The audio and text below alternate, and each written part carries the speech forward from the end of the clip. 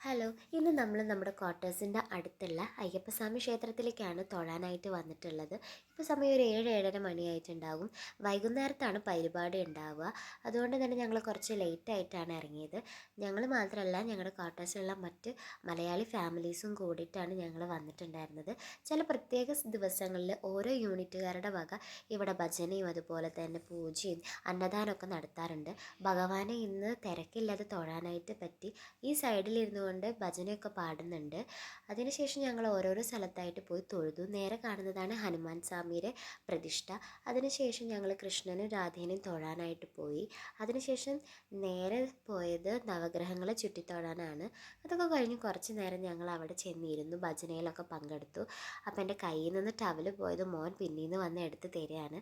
കുറച്ച് നേരം പിന്നെ അവൻ അവിടെ ഇരുന്ന് ചേച്ചിമാരുടെ കൂടെയൊക്കെ ഇരുന്ന് കളിച്ചു. അതിനുശേഷം ലഘുഭക്ഷണം ഉണ്ടായിരുന്നു, ഇഡലി, സാമ്പാർ, അതുപോലെ തന്നെ വട, ചായ, അതൊക്കെ കുടിച്ച് ഞങ്ങൾ വേഗം തന്നെ തിരിച്ച് ക്വാർട്ടേഴ്സിലേക്ക് തിരിച്ചു പോയി. അപ്പോൾ അത്രയേ ഉള്ളൂ, ബൈ.